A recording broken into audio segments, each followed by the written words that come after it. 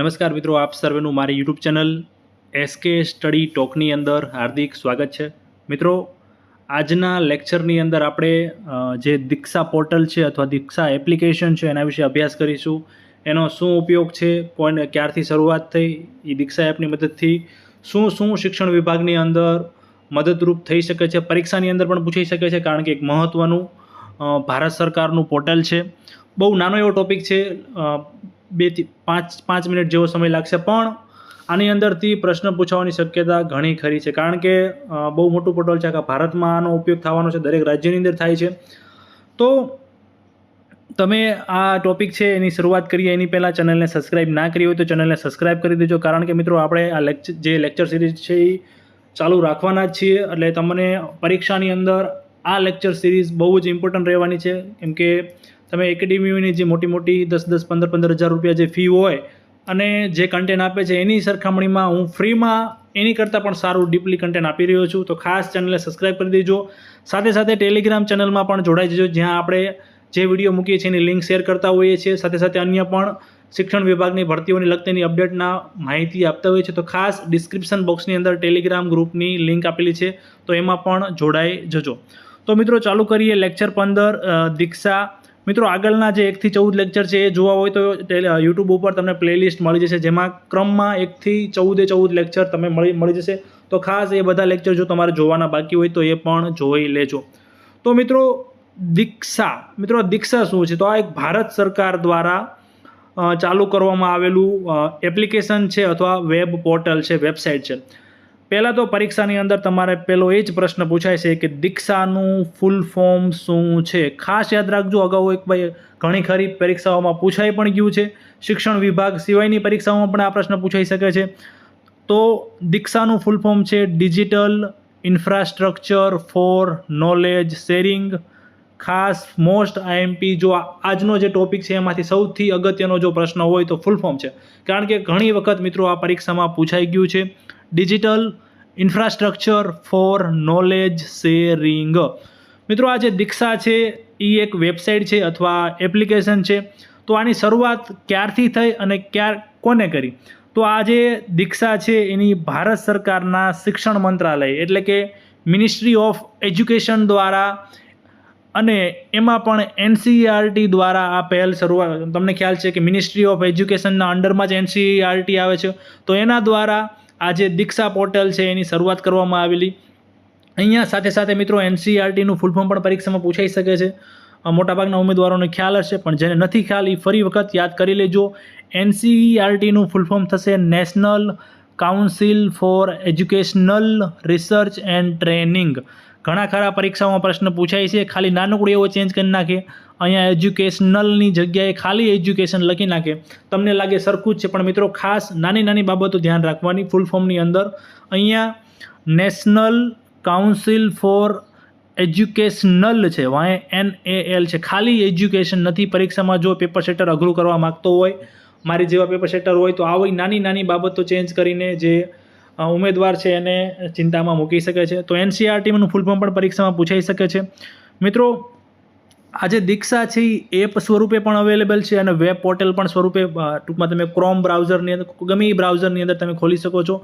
એની link શું છે? તો diksha.gov.in. ગમે એ ભારત સરકારની મિત્રો જે વેબસાઇટ હશે તો પાછળ ડોમેઇન શું હશે? .gov.in હશે. એ તમને સીધો ખ્યાલ આવી જશે કે આ ભારત સરકારની ઓફિશિયલ વેબસાઇટ છે. તો ખાસ અહીંયા ખાલી યાદ રાખવાની જરૂર નથી, ખાલી ટૂંકમાં નામ છે એ પ્રમાણે છે, diksha.gov.in. હવે આ જે દીક્ષા છે એની શરૂઆત ક્યારે કરવામાં આવી? તો આ દીક્ષાની શરૂઆત 2017ની અંદર કરવામાં આવી હતી. ઔપચારિક રીતે ભારતના ઉપરાષ્ટ્રપતિ, એ સમયે ભારતના ઉપરાષ્ટ્રપતિ કોણ હતા 2017માં? તો વેંકૈયા નાયડુ હતા. ખાસ યાદ રાખજો, પરીક્ષામાં પૂછાઈ શકે એવો પ્રશ્ન છે કે વેંકૈયા નાયડુ દ્વારા 2017ની અંદર 5 સપ્ટેમ્બર 2017, ખાસ યાદ રાખજો, દિવસ પણ કયો છે મિત્રો? શિક્ષક દિવસના રોજ આજે દીક્ષા છે એપ હોય કે વેબસાઇટ હોય એને ઔપચારિક રીતે અમલમાં મૂકવામાં આવી હતી વેંકૈયા નાયડુ દ્વારા. હવે ઘણા લોકો કહે છે તમે દીક્ષા વિશે એટલું બધું કહી તો દીધું, પણ આ શું કામ છે? આ દીક્ષા જે પોર્ટલ છે, દીક્ષા વેબસાઇટ છે, એ કામમાં શું આવે છે? આખા ભારતમાં લાગુ કરી દીધી, દરેક રાજ્યોમાં લાગુ કરી દીધી, તો આનો ફાયદો શું? તો આનો ઘણા ખરા મિત્રો ફાયદા છે. પહેલું વસ્તુ, વિદ્યાર્થીઓ માટે શિક્ષણ સામગ્રી. કેવી શિક્ષણ સામગ્રી? તો પાઠ્યપુસ્તકો અવેલેબલ છે, વિડીયોઝ અવેલેબલ છે, ઈ બુક્સ અવેલેબલ છે, રાજ્ય પ્રમાણે ભાષા અને અભ્યાસક્રમ પ્રમાણે સામગ્રી. ટૂંકમાં બાળકો માટે તમને ખ્યાલ છે તમારા જે પાઠ્યપુસ્તકો હોય તો તમામ પાઠ્યપુસ્તકો ઈ પોર્ટલ ઉપર મળી જશે. તમારા જે ચેપ્ટર છે તો એના લેક્ચર પણ ત્યાં અવેલેબલ છે. અન્ય પણ ઘણા ખરા મેગેઝિન ભારત સરકાર દ્વારા કે ગુજરાત સરકાર દ્વારા જે પબ્લિશ કરવામાં આવતા હોય છે તો ઈ પોર્ટલ ઉપર તમને દીક્ષાનું જે પોર્ટલ છે એની ઉપર તમને મળી જશે. બીજું છે શિક્ષકો માટે તાલીમ.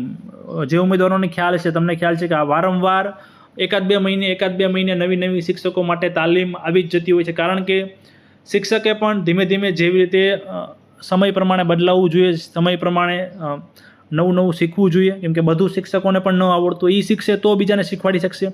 તો આ માટે જે તાલીમ હોય છે, તાલીમ આજે દીક્ષા પોર્ટલ ઉપર વારંવાર શિક્ષકોને આપવામાં આવતી હોય છે. તાલીમ આપ્યા પછી પ્રમાણપત્ર પણ જનરેટ થતા હોય છે.